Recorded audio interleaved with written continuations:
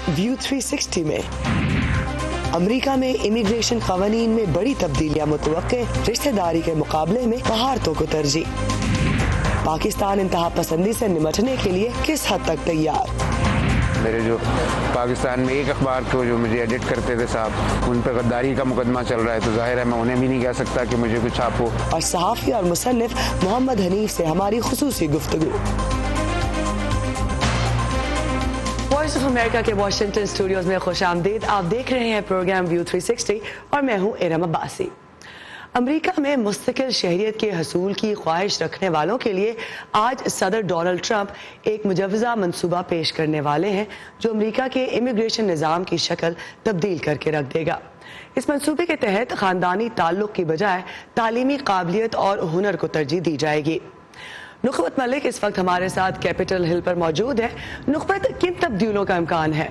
جی Iram, white house کے ایک senior اہلکار ہیں، انہوں نے گزشتہ روز رپورٹرز کو بتایا ہے کہ یہ بلڈ امریکہ ویزا پالیسی ہے، جس کا مطلب ہے کہ امریکہ کو تعمیر کرنے کے لیے تشکیل دی گئی ایک امیگریشن ویزا پالیسی ہے، جس کے تحت ان کے مطابق 3 قسم کے درخواست گزار ہیں جن کو اس امیگریشن ویزا پالیسی کے تحت ترجیح دی جائے گی۔ ان لوگوں میں جو ہے سب سے پہلے وہ لوگ شامل جو ہیں، دوسرے اسٹوڈنٹس ہوں گے جو غیر معمولی طور پر ذہین ہیں۔ اس کے ساتھ ساتھ یہ بھی بتاتی چلوں کہ امریکہ میں اس وقت ہر سال جو ہے وہ 11 لاکھ جو گرین کارڈز ہیں وہ دیے جاتے ہیں، اور اس امیگریشن پالیسی کے تحت اس تعداد میں تو کوئی تبدیلی نہیں کی جا رہی، لیکن اس کی جو کرائٹیریا ہے، اس کی جو بنیادیں ہیں، انہیں ضرور تبدیل کیا جا رہا ہے۔ جہاں تک اعداد و شمار کی بات ہے تو پتہ چلتا ہے کہ امریکہ میں اس وقت 12% لوگ ایسے ہیں جو اسکل بیسڈ یا مہارت کی بنیاد پر امریکی ویزا حاصل کرتے ہیں۔ اس کے ساتھ ساتھ جو رشتہ داروں سے تعلق کی بنا پر جنہیں ویزا دیا جاتا ہے ان کی تعداد 66% ہے، اور انسانی ہمدردی کی بنیادوں پر جو امریکہ آتے ہیں ان لوگوں کا کوٹا جو ہے وہ 22% تک مختص کیا گیا ہے۔ اب جو امیگریشن پالیسی سامنے آ رہی ہے اس میں جو چینجز کیے جا رہے ہیں اس کے مطابق جو 57% جو لوگ ہیں وہ اسکل بیسڈ یا مہارت کی بنیاد پر امریکی ویزا حاصل کر سکیں گے، اور جہاں تک فیملی ٹائز اور رشتہ داروں سے تعلق کی بنیاد پر دیا جانے والا ویزا ہے اس کی تعداد صرف 33% تک رکھی جا رہی ہے۔ اس کے ساتھ ساتھ انسانی ہمدردی کی جو بنیادیں ہیں ان کے اوپر امریکہ آنے والوں کی جو کوٹا ہے اس کو بھی 22 سے کم کر کے 10 کیا جا رہا ہے۔ جی نخبت، یہ تو کافی بڑی تبدیلیاں ہیں، تو اس حوالے سے کوئی تنقید سامنے آئی ہے اب تک؟ جی ارم، بالکل۔ اصل میں یہ جو پلان ہے اطلاعات کے مطابق صدر ٹرمپ کے جو داماد ہیں جیرڈ کشنر، انہوں نے تشکیل دیا ہے، اور اس میں اب مستقل سکونت امریکہ میں اختیار کرنے کے لیے جس ایک چیز کو مد نظر رکھا جائے گا وہ ہے انگریزی زبان پر مہارت۔ جو لوگ انگریزی نہیں بول سکتے ان کو امریکہ میں مستقل سکونت جو ہے وہ مشکل ہی ملے گی، تو اس بات کو لے کے بہت زیادہ تنقید کی جا رہی ہے، اور لوگ کہہ رہے ہیں کہ اس سے امریکہ کی جو ڈائیورسٹی ہے، جو تنوع ہے، وہ بہت متاثر ہوگا۔ جی تھینک یو نخبت فار دی اپڈیٹ۔ پاکستان میں پنجاب کی حکومت نے ایک مرتبہ پھر کالعدم تنظیم جماعت الدعوہ اور فلاح انسانیت کے نائب امیر مولانا عبد الرحمان مکی کو گرفتار کیا ہے۔ عبد الرحمان مکی پر کالعدم تنظیموں کے خلاف جاری کریک ڈاؤن سے متعلق اشتعال انگیز تقریریں کرنے کا الزام ہے۔ انہوں نے اپنی فلاحی تنظیموں کے لیے چندے کی اپیل بھی کی، جبکہ حالیہ دنوں میں ان کی جانب سے عالمی ادارے فائنینشل ایکشن ٹاسک فورس کے خلاف بھی متنازع بیانات سامنے آئے ہیں۔ پیرس میں قائم FATF نے پاکستان سے مطالبہ کیا ہے کہ وہ ملک میں کالعدم تنظیموں کو ملنے والی فنڈنگ کو روکنے کے لیے مؤثر اقدامات کرے، ورنہ اسے بلیک لسٹ کر دیا جائے گا۔ پاکستان پہلے ہی ادارے کی گرے لسٹ میں موجود ہے۔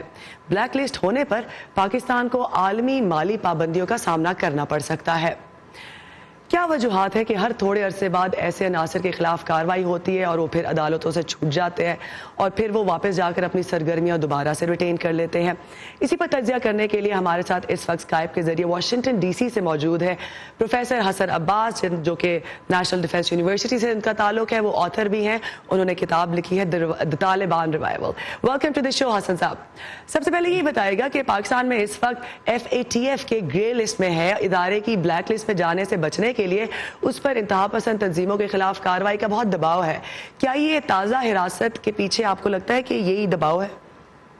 جی یہ دباؤ بھی ہے، اور دوسری بات یہ کہ کیونکہ پاکستان ایک سیویئر اکنامک کرنچ سے گزر رہا ہے، اور ہم جانتے ہیں کہ آئی ایم ایف کے ساتھ مذاکرات چل رہے ہیں، باقی بھی پریشرز ہیں کرنسی کے بارے میں، تو اس میں ایف اے ٹی ایف کی جو ریکوائرمنٹس ہیں یا جو کنڈیشنلٹیز ہیں وہ اور زیادہ اہمیت اختیار کر گئی ہیں، کیونکہ پاکستان کی آئی ایم ایف کی گرانٹ اور باقی جو عالمی اداروں سے پاکستان کی مدد ہو سکتی ہے اس میں رکاوٹ آ سکتی ہے، کیونکہ پاکستان گرے لسٹ پہ ہے ایف اے ٹی ایف کی، اور ان کی بڑی کلیئر ریکوائرمنٹ ہے کہ جب بھی کسی بھی چیز میں اگر منی لانڈرنگ شامل ہے، کرنسی کی اسمگلنگ شامل ہے، اور خاص کر یہ جو مذہبی انتہا پسند جماعتیں ہیں جن کو انٹرنیشنل فورم سے ٹیررسٹ آرگنائزیشنز ڈکلیئر کیا جا چکا ہے، ان کا اگر کسی بھی طرح کی ان کی ایکٹیویٹی سامنے آتی ہے، جو کہ کبھی سامنے آ جاتا ہے کہ حافظ سعید صاحب جگہ کے اوپر انہوں نے لیکچر دیا، فنڈ ریزنگ کی، یہ بہت ہی خطرناک پاکستان کے لیے ثابت ہو سکتا ہے ایف اے ٹی ایف کے ارینا میں۔ پروفیسر حسن یہ بتائیے گا کہ ماضی میں کالعدم تنظیموں کے رہنماؤں کو جیل میں ڈالا گیا مگر وہ عدالتوں سے انہیں رہائی مل جاتی ہے، اور اس پر پھر جواب یہ آتا ہے سامنے کہ پاکستان کے خود مختار عدالتی نظام کے فیصلے ہیں۔ کیا عدالتی نظام کا یہ مسئلہ ہے یا مسئلہ سنجیدگی کی کمی کا ہے؟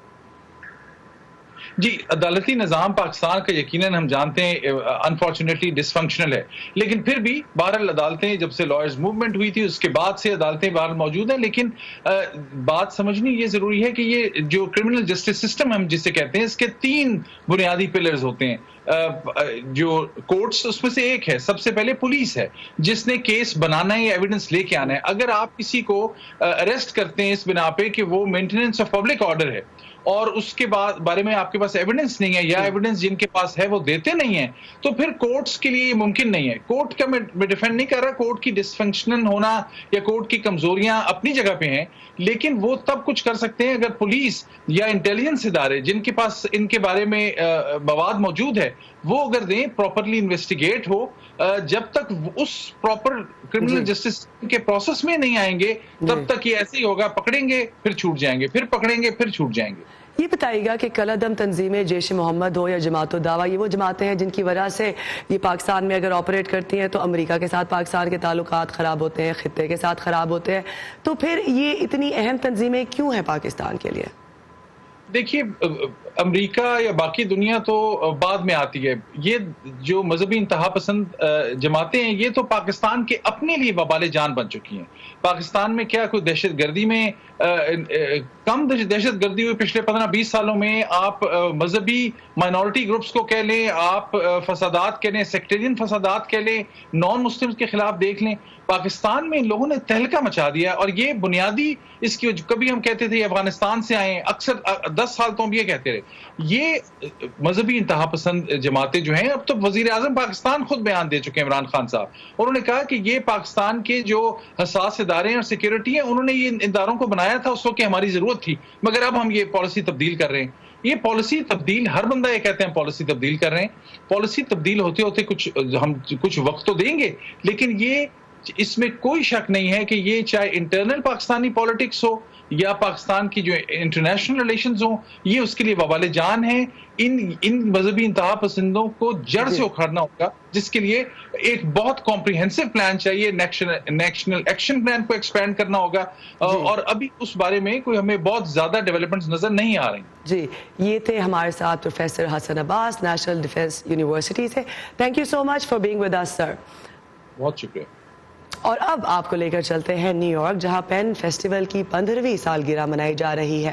6 مئی سے 16 مئی تک جاری رہنے والے اس فیسٹیول کے لیے دنیا بھر سے 200 سے زیادہ مصنف، شاعر اور ادیب نیو یارک میں جمع ہیں۔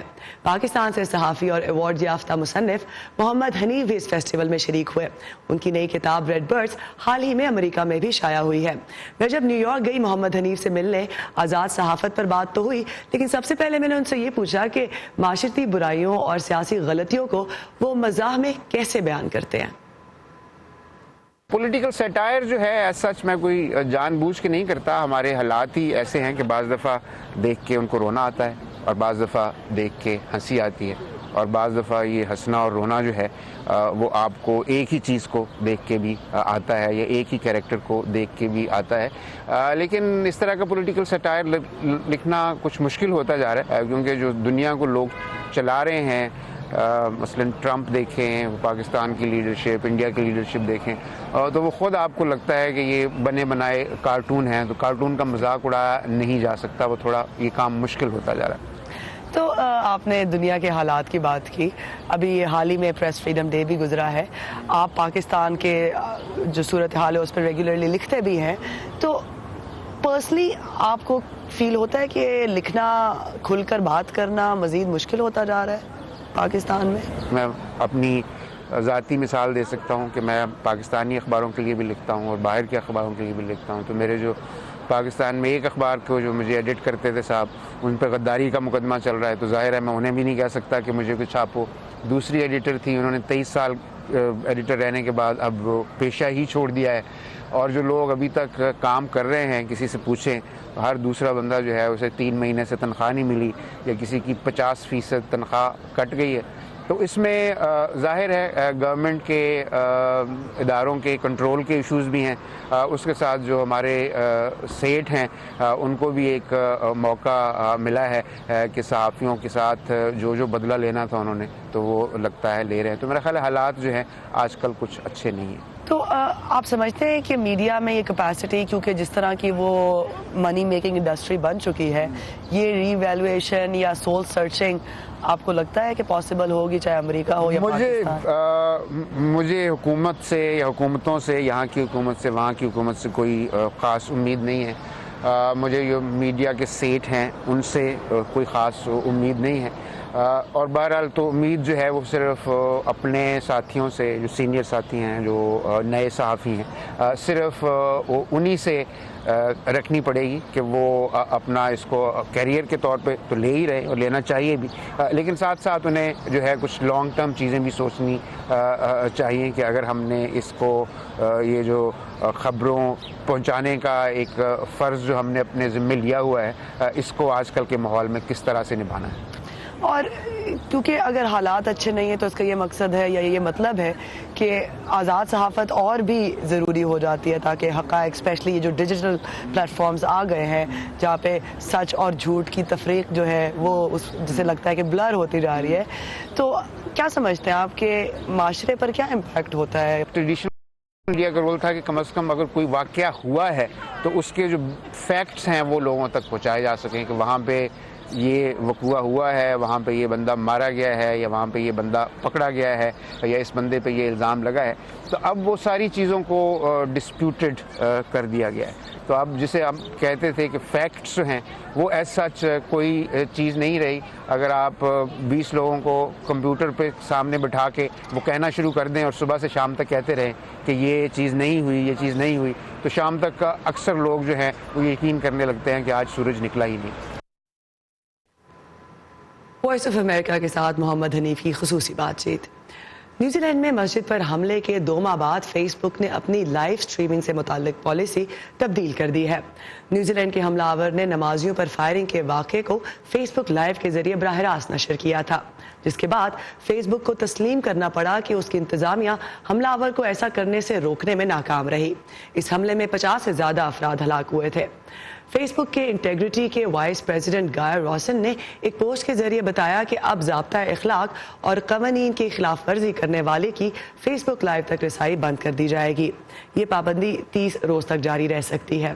فیس بک نے یہ اعلان ایک ایسے وقت کیا جب سوشل میڈیا پر انتہا پسندی کو پھیلانے سے روکنے کے لیے اقدامات میں تیزی کے لیے فرانس اور نیوزی لینڈ کی کوششیں جاری کے لیے پیرس میں ایک کانفرنس کے بعد فرانس اور نیوزی لینڈ حکومتوں کی جانب سے تیار کیا بل کے ایک معاہدے کو بھی منظور کیا گیا، جو سوشل میڈیا کو انتہا پسندی پھیلانے کا ایک آلہ بننے سے بچانے کے لیے گائیڈ لائن ہوگا۔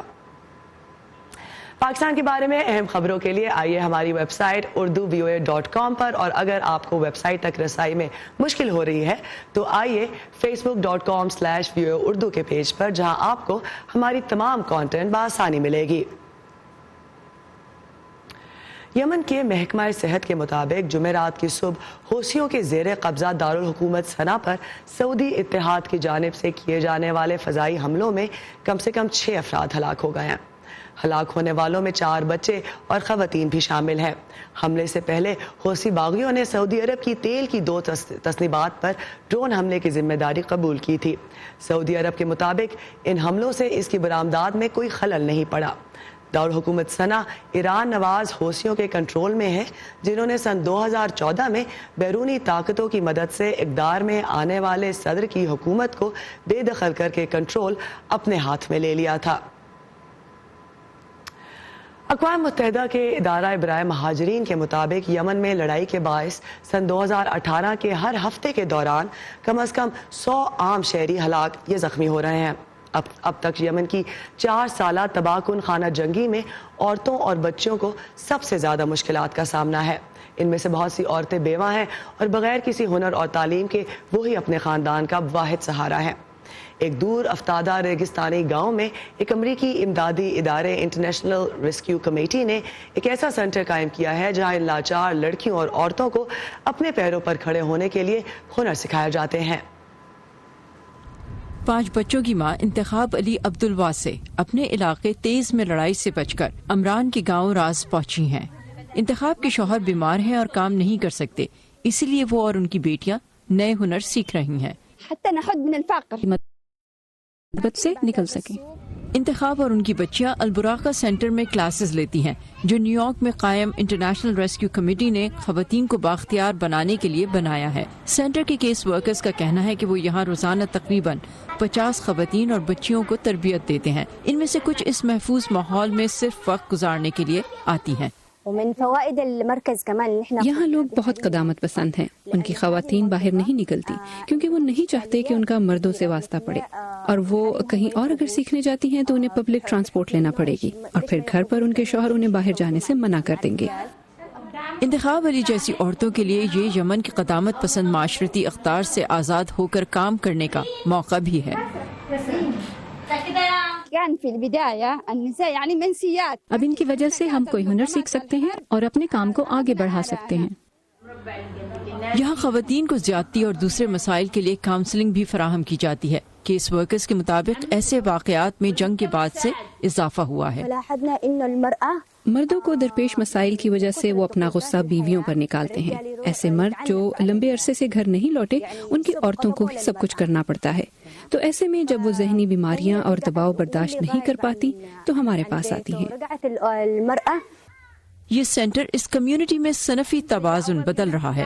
انتخاب کہتی ہیں ان کے شوہر ان کے ایک دن اپنی درزی کی دکان کھولنے اور اپنی بیٹیوں کے ساتھ اسے چلانے کے ارادے کے ساتھ متفق ہیں۔ نیہا واڈیکر کے ساتھ Saba Shah Khan, voice of America. Pakistan میں ہیپیٹائٹس کے مریضوں میں مسلسل اضافہ ہو رہا ہے۔ لاڑکانہ میں ہیپیٹائٹس کے تازہ کیسز کے بعد عالمی اداروں نے بھی تفتیش کا اظہار کیا ہے۔ آئیے مزید جانتے ہیں سکھر سے کرن مرزا کی اس رپورٹ میں۔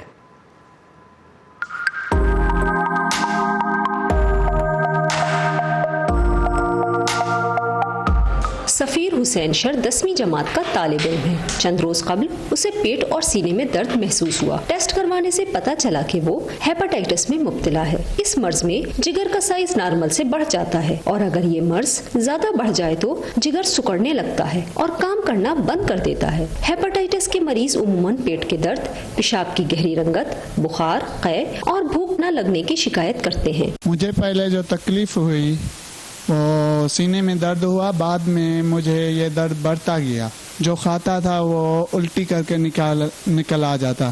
ایک میں ہوں اور دوسرا میرا بھائی چھوٹا ہے، اس کو ہیپاٹائٹس ہے، اور ہمارے گاؤں میں بہت زیادہ لوگ ہیں اور ان کو ہے۔ ہیپاٹائٹس کی کئی اقسام ہیں، جیسے hepatitis A, B, C, D اور ای۔ یہ سب مختلف اقسام کے وائرس سے پیدا ہوتی ہیں۔ ہیپاٹائٹس اے اور ای عموماً آلودہ خوراک اور پانی کے استعمال سے لاحق ہوتا ہے، جبکہ بی، سی اور ڈی جسمانی رطوبتوں، خون، سرنجوں اور سرجری کے ایسے آلات کے ذریعے پھیلتے ہیں جن پر ہیپاٹائٹس کی ان اقسام کے جراثیم لگے ہوں۔ صوبہ سندھ کے اسپتالوں کے ریکارڈ کے مطابق صوبے کی 30 سے 35% آبادی ہیپاٹائٹس کی کسی نہ کسی قسم میں مبتلا پھیلا ہے جس میں ہیپاٹائٹس بی اور سی کے مریض زیادہ ہیں۔ عطائی ڈاکٹر جو ہمارے پاس ہیں وہ ایک سرنج سے 10 پیشنٹ کو وہ لگا رہے ہیں، باقی اسی کی وجہ سے ہمارے یہاں جو وارڈز ہیں بھرے پڑے ہوئے ہیں۔ حکومت پاکستان کی جانب سے پورے ملک میں ہیپاٹائٹس بی سی کے ٹیسٹ اور ویکسینیشن کی مفت سہولت دی گئی ہے۔ خدارا میں لوگوں سے التماس کرتا ہوں کہ وہ اپنا اور اپنے بچوں کا ہیپاٹائٹس بی اور سی کا چیک کروا لیں، جو ہمارے پاس لیور کلینک میں پورے سندھ میں فری آف کاسٹ اویلیبل ہے۔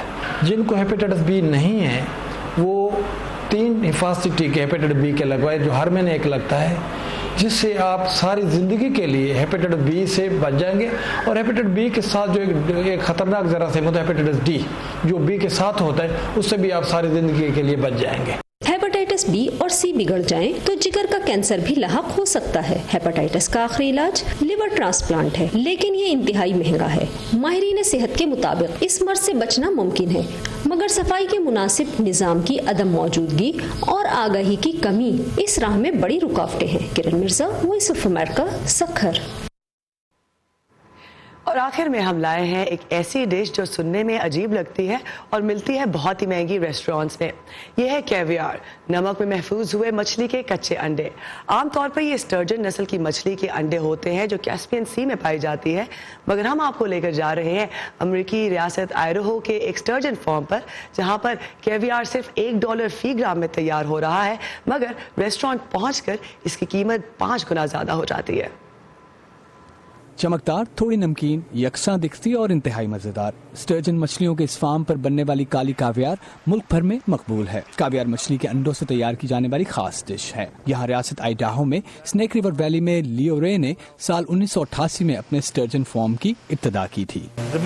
پہلے سال آپ زیادہ سے زیادہ 1 پاؤنڈ کمائیں گے، دوسرے سال آپ 4 یا 5 پاؤنڈ کی امید کر سکتے ہیں۔ باوجود اس کے کہ اسٹرجن مچھلیوں کا فارم منافع بخش کاروبار ہے، اس سے منافع کے حصول کے لیے طویل انتظار کرنا پڑتا ہے۔ اسی وجہ سے کاویار کی قیمت بڑھ جاتی ہے۔ اس سے پہلے کہ یہ کاویار پیدا کرنے کے لیے تیار ہوں، آپ کو 10 سال انتظار کرنا پڑے گا۔ لیو رے کو مچھلیوں کے فارم کا کاروبار کرتے 50 سال ہو چکے ہیں۔ انہوں نے 1968 میں کیلیفورنیا میں کیٹ فش فارم شروع کیا تھا اور پھر آئیڈاہو میں جا بسے۔ وہ کہتے ہیں یہاں کا پانی زیادہ صاف ہے اور مچھلیوں کی فارمنگ کے لیے حالات بہترین ہیں۔ ہمارے پاس یہاں نیچے ایک 400 پاؤنڈ وزنی مچھلی ہے، یہ والی شاید 120 پاؤنڈ ہے۔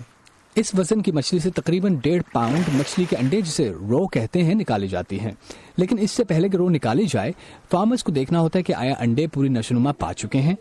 اس کے لیے مچھلی کا الٹرا ساؤنڈ یا بایوپسی کی جاتی ہے۔ اگر یہ امتحان کامیاب ہو جائے تو اسٹرجن کو کاٹ کر اس سے رو یا انڈے کی تھیلیاں نکالی جاتی ہیں۔ مچھلی قدرتی طور پر ایسا کرتی ہے۔ مچھلی کا جسم بالکل اسی طرح ہارمون بناتا ہے جیسے خواتین کا جسم بچے کی پیدائش سے پہلے ہارمون بناتا ہے۔ اس مرحلے پر مچھلی انڈے دیتی ہے، لیکن اس مرحلے کے لیے مچھلی کو تیار کرنے کے لیے پہلے آپ کو مچھلی کو ہارمون دینے ہوتے ہیں تاکہ مچھلی انڈے دے سکے، لیکن امریکہ میں اس کی قانونی اجازت نہیں ہے۔ رو کو مچھلی کے جسم سے نکالنے کے بعد چھلنی سے گزارا جاتا ہے۔ آپ اسے یہاں رکھیں گے اس پلیٹ کے اوپر جو آپ کو نیچے نظر آ رہی ہے۔ یہ پلیٹ جس میں چھید کیے گئے ہیں، انڈے یہاں ٹھہر جاتے ہیں جبکہ پانی اور دیگر مواد چھلنی سے گزر جاتا ہے اور اس برتن کے نیچے برف رکھی ہے۔ برف ضروری ہے، جتنی رو ٹھنڈی ہوگی اتنی ہی بہتر ہوگی۔ جب ضروری مقدار جمع ہو جاتی ہے تو ملازمین اسے پانی سے دھو کر صاف کرتے ہیں، نمک ملایا جاتا ہے اور اس مرحلے پر کاویار کھانے کے قابل ہوتی ہے۔ یہ غالباً 1 سے 1.5 پاؤنڈ وزنی ہوگا۔ ہم اسے $1 فی گرام بیچتے ہیں۔ اور آخری مرحلے پر کاویار کو اسٹیل کے ڈبوں اور شیشے کے جار میں پیک کیا جاتا ہے اور برف والے کمرے میں رکھ دیا جاتا ہے جب تک کہ یہ امریکہ بھر میں ہوٹلوں اور مارکیٹ میں بکنے کے لیے تیار نہیں ہو جاتا۔ آئیڈاہو سے لیسیا باکلیٹس کی رپورٹس کے ساتھ امان اظہر، وائس آف امریکہ۔